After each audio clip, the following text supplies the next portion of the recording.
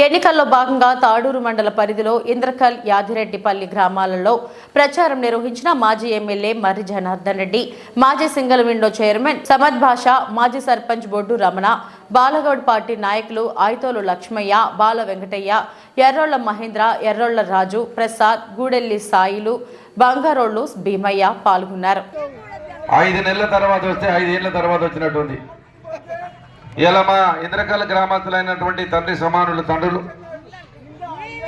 అన్నలకు తమ్ముళ్ళందరికీ పేరు పేరున హృదయపూర్వకంగా ధన్యవాదాలు. మా యువత అందరికీ శుభాకాంక్షలు.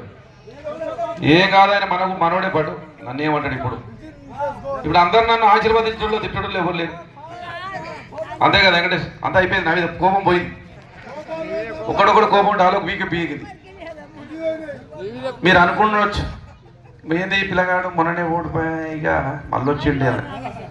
నేను చెప్తున్నా, ఇంద్రకళ్ళకు నాకున్నది పేగుబంధం. ఒకటి తెంపితే తెగిపోయింది కాదు. రాజకీయాలు ఉంటాయి, ఓడిపోతాం, గెలుస్తాం. మన పుట్టినోడు ఎవడు గిట్టక తప్పదు. ఎవరిక్కడ శాశ్వతంగా ఉండేటోళ్ళు కాదు.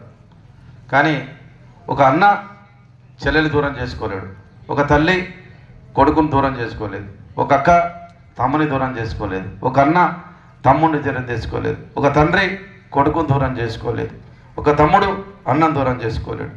పేగుబంధం. కాకపోతే నాకు చిన్న బాధ వేసింది.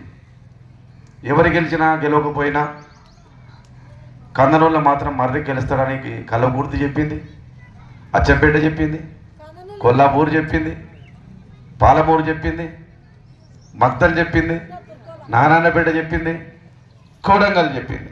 కానీ ఎందుకో కొన్ని గ్రామాలు, కందనూరులో కొన్ని గ్రామాలకు ఎందుకో అసత్యాన్ని సత్యంగా చూపించి ప్రచారం చేసి ఒక్కొక్క దానికి నన్ను అండగట్టి నా వ్యక్తిత్వాన్ని, నా కుటుంబాన్ని కొద్దిగా దుష్ప్రచారం చేస్తే కొంతమంది నమ్మి కొంత పొరపాటు జరిగింది.